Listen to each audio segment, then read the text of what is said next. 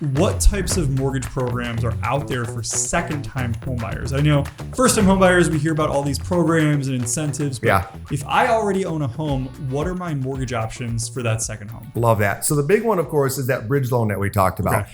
And that's a big product right now because it is, highly competitive. A lot of sellers don't want to have a contingent. What that means, Matt, is that, hey, I've got to sell my house before I can buy this next one. So again, that bridge loan is a great product because it allows us to be able to go non-contingent, be able to buy your next house, use the equity from your current. So you're saying it helps you as a buyer to rate a more competitive offer. You nailed it. To entice a seller and the seller's agent to accept it. Exactly. While still utilizing the equity you have to put as your down payment. Okay. So it's a great product. That's a really popular one. Sometimes clients don't qualify for that. Let's face it. Not everyone fits perfect into that. And some customers just don't feel comfortable doing that. That's okay because there's more options, Matt.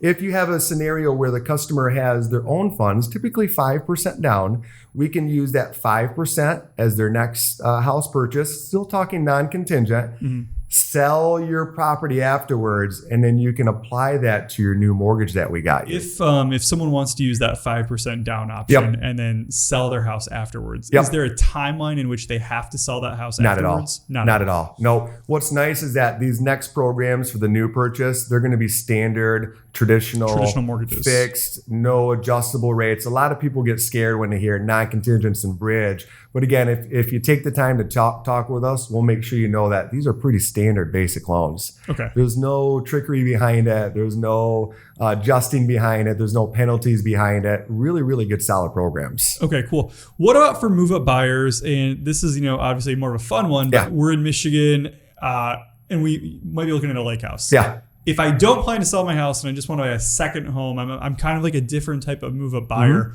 What do mortgage programs and down payment amounts look like for kind of like that buyer who's getting a second property? Yeah, I love that question. I've always loved getting customers into second homes because I know the memories that they're going to build with their family are limitless. They're just great feedback you hear from people that do that. And it's very affordable. A lot of people think that you need 20, 30, 40% down when you're buying a vacation home. You don't. It's 10%.